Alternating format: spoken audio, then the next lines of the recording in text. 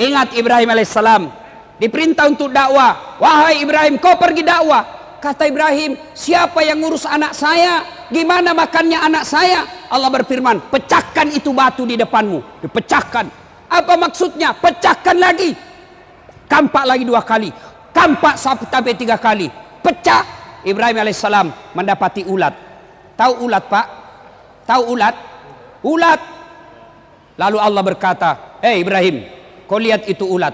Tidak ada tangannya, tidak ada kakinya, kulitnya sangat halus, batu yang sangat keras. Dia bisa hidup dalam batu yang sangat keras. Siapa yang jamin rezekinya? Saya, Tuhanmu yang maha kaya. Jangan kau cemas soal perutnya, saya yang punya urusan.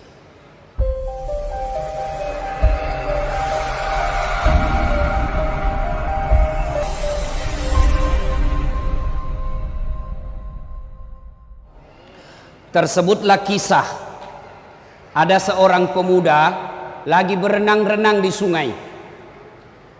Dalam keadaan berenang, tiba-tiba ada buah yang mengalir dibawa oleh sungai. Sebuahlah itu buah apel. Dia makan. Begitu dia makan setengah, dia sadar, ini bukan saya yang punya. Ini ada orang yang punya. Dan saya makan, tidak saya minta izin sama yang punya. Lalu dia ingat hadis Rasulullah, siapa yang memasukkan barang haram ke dalam perutnya, hanya api neraka yang bisa membersihkan perutnya. Dia gelisah, waduh mati saya makan buah haram. Lalu dia telusuri sungai itu, dia cari pohonnya ini. Jalan-jalan menyelusuri sungai, dia dapat pohonnya. Wah, inilah pohonnya buah apel. Lalu dia cari yang punya kebun. Jalan-jalan, dia dapat yang punya kebun. Lalu dia berkata kepada yang punya kebun, ini punya kebun lagi bersihkan kebunnya. Dan dia berkata, Assalamualaikum warahmatullahi wabarakatuh. Wahai Tuan. Balik ini yang punya kebun. Waalaikumsalam warahmatullahi wabarakatuh. Tuan, kata Malik bin Ibrahim, ada apa? Saya dapat buah di sungai. Saya sudah makan setengah. Dan saya ternyata tidak minta izin sama Tuan. Mohon maaf Tuan, saya sudah terlanjur makan yang setengah. Tolong halalkan yang setengah lagi. Saya kembalikan ini yang setengah. Kata yang punya kebun, enak betul kau. Kau sudah makan setengah, kau kasih saya sisamu. Tidak mau saya maafkan kau. Tuhan, maafkanlah saya. Dia bilang yang punya kebun, baiklah, saya maafkan kamu dengan catatan nikahi anak gadisku. Kalau bahasa Bugis, wak dampange ko tapi pubene anakku. Langsung dia bilang ini cowok Malik bin Alhamdulillah dapat gadis. Tapi dia bilang ini orang yang punya kebun. Yang kau terlalu cepat senang bos. Ini anakku tuli, bisu, buta, lumpuh. Anak gadisku tuli, buta, bisu, lumpuh. Dia bayangkan anakmu, apa enaknya? Dia bilang ya terserah. Kau mau saya halalkan yang kau sudah makan, nikahi anakku. Kau tidak mau nikahi, haram itu yang kau makan, saya dah halalkan. Gelisah. Pilih cewek buta atau masuk neraka? Dia ingat lagi, tidak ada yang bisa membersihkan kecuali api neraka. Oke, kata anak muda ini Malik bin Ibrahim, baiklah Tuan, saya nikahi anakmu. Sudah dinikahkan. Setelah dinikahkan, lalu bapaknya berkata, anak muda, silakan kau jemput istrimu, silakan kau masuk di kamarnya. Jalanlah anak muda ini berpikir, aduh apa enaknya, tuli bisu lumpuh. Dia ketuk pintu. Assalamualaikum warahmatullahi wabarakatuh. Selang beberapa saat keluar kedengaran suara perempuan. Waalaikumsalam warahmatullahi wabarakatuh. Wih, kaget. Berarti dia tidak bisu. Karena dia jawab salamku. Berarti dia tidak tuli. Dia dengar salamku, lalu dia buka pintu, dia masuk, lalu dia datang ini perempuan, dia jabat tangan suaminya. Berarti dia tidak buta. Dia lihat tanganku, dia jalan menghampiri suaminya. Berarti dia tidak lumpuh. Kenapa? Dia bisa jalan. Dia tidak peluk istrinya. Kaget. Tidak buta, tidak tuli, tidak bisu, tidak lumpuh. Dia lari ke mertuanya. Pak, bale-bale kok. Ini kalau bahasa Bugis bale-bale bohong. Banyak juga orang Bugis di sini. Banyak. Masya Allah. Di mana-mana saya banyak orang Bugis ini, Pak. Di biduk-biduk banyak orang Bugis. Samarinda seberang banyak juga orang Bugis. Sangatta banyak orang Bugis. Di Bontang Kuala mau orang Bugis semua situ. Saya masuk penjara banyak juga orang Bugis. Bubuhan Bugis ini luar biasa. Lalu dia bilang, ini bapak bohongi saya. Kenapa bapak katakan anaknya buta padahal dia melihat? Apa kata ini bapak? Anak muda, anak gadisku sebenarnya sudah banyak yang lamar.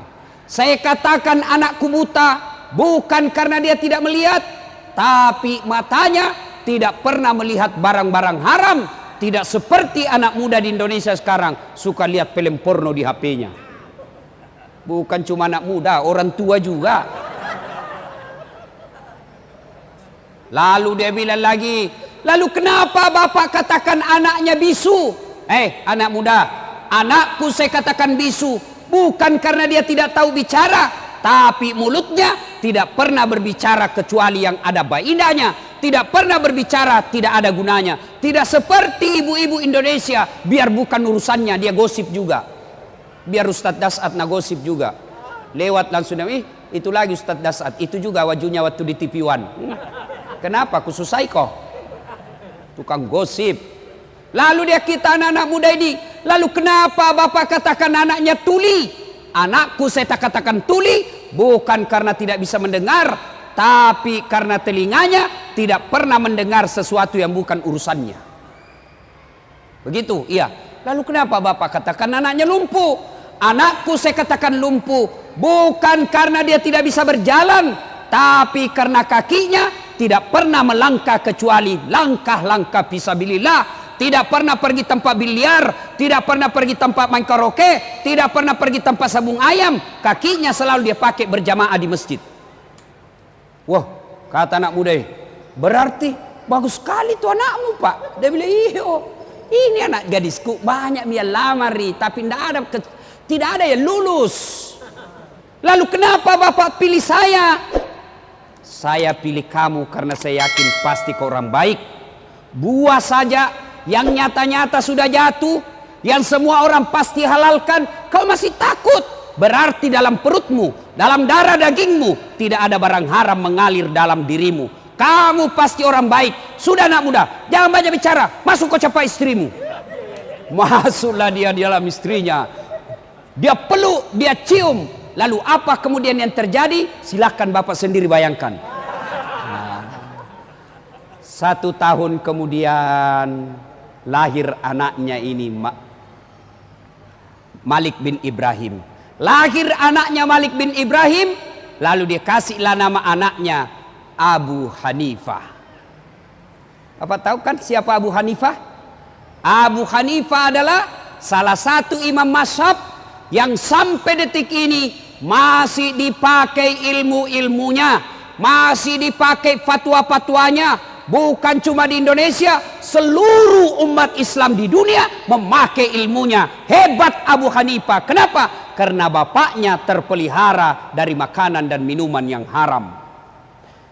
Inti ceramah kita ini, bapak mau punya anak seperti Abu Hanifah, meskipun bapaknya sudah meninggal, ilmu-ilmu anaknya dipakai sampai detik ini, maka disebut amal jariah. Meskipun dagingnya sudah hancur, meskipun tinggal tulang belulang, tinggal tengkorak, tapi amal-amalnya tetap mengalir. Kenapa? Karena dia punya anak yang bagus ilmunya. Kenapa? Karena bapaknya tidak pernah memakan dan meminum serangan fajar.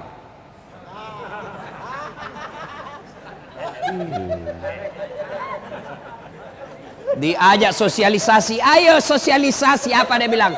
Wane piro. Pantas Bapak berdoa 24 jam berdoa, tidak dikabulkan doanya. Kenapa? Ada serangan fajar dalam perutnya. Hati-hati Pak, rusak. Negara kita hancur gara-gara apa? Bapak memeras caleg. Caleg mau baik-baik, kita lagi yang peras.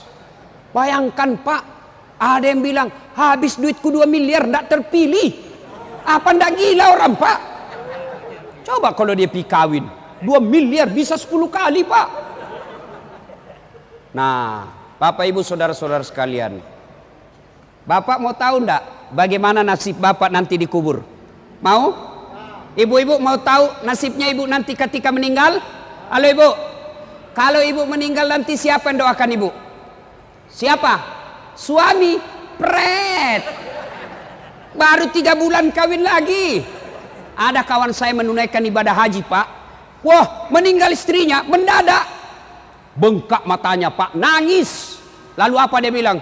Ustadz, rasanya separuh jiwaku hilang. Tidak bisa lagi aku teruskan hidupku Ustadz. Saya bilang hebat juga ini Bapak. Sayang betul sama istrinya. Beberapa bulan kemudian saya pergi jogging lapangan Karebosi Makassar. Ada lagi perempuan di sampingnya. Putih, muda, tidak pakai jilbab, seksi. Saya tanya, Pak, siapa dia? Dia bilang, istri baru Ustaz.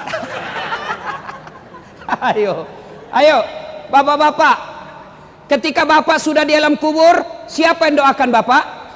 Siapa yang doakan? Istri. Kawin lagi istri kita Pak. Siapa yang doakan kita? Anak. Saya tidak mau ambil contoh orang lain. Saya yang selalu saya doakan dalam sujudku, bukan saudaraku, bukan bosku, bukan rektorku. Siapa? Ibu bapak saya. Kalau bapak mau tahu nasibnya, bapak dikubur, lihat anaknya sekarang. Kalau sampai 30 malam tarawih selalu ada di masjid, bapak sudah kaya. Anaknya jam 4 pagi, 4 sore pergi main futsal, pergi main skater, pergi main bulu tangkis, pergi jogging.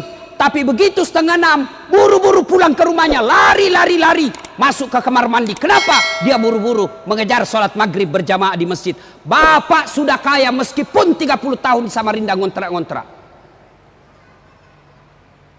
Jam 4:30 subuh, bunyi gerendel di pagar besi. Intip, wah Masya Allah, ternyata anak bungsunya buru-buru ke masjid sholat subuh berjamaah. Bapak sudah kaya. Mau ndak punya anak yang baik Pak? Mau? Mau? Pasti mau. Salah satu resepnya, belajar dari kisah, jangan sentuhkan anakmu makanan dan minuman yang haram. Coba lihat anak-anak pejabat yang korup, yang menghalalkan segala cara, halal haram hantam, tidak punya rasa malu. Mobil korupsi dia pamer, rumah korupsi dia pamer. Coba lihat anaknya, 3 anaknya, 1 pengedar, 1 pengisap, 1 kawin lari di bawah bandar. Ayo, maka Bapak Ibu Saudara sekalian, hindarkan anak kita dari makanan dan minuman yang haram. Ada 3 kewajiban orang tua kepada anak. Artinya dia berdosa ketika dia tidak amalkan. Ada 3 kewajiban orang tua. 1, kasih nama yang baik. Biasa lagi orang bilang, apa arti sebuah nama? Bego, dongo, beleng-beleng. Bapak bisa bayangkan seandainya tidak ada nama semua kita di sini. Caleg kemarin kampanye kalau tidak ada semua namanya. Ayo, coblos Anu. Anu siapa? Anu yang pendek. Banyaknya caleg yang pendek. Coba bayangkan. Dari nama, Bapak sebut nama orang minimal saya 2 tahu. Apa? Agama dan sukunya. Begitu Bapak nama sebut Abdurrahman, 99% pasti Muslim. Tapi kalau disebut Bertus Titanus, pasti bukan Islam. Iya toh? 1 agama. Yang kedua, dari nama saya tahu suku. Begitu Bapak namanya sebut Ambok Dalle, tidak mungkin Madura, pasti Bugis. Tidak mungkin Jawa. Masa Jawa Ambok Dalle? Tidak mungkin lah. Margono, iya. Sutioso, iya. Jokowi, Jawa. Tidak mungkin.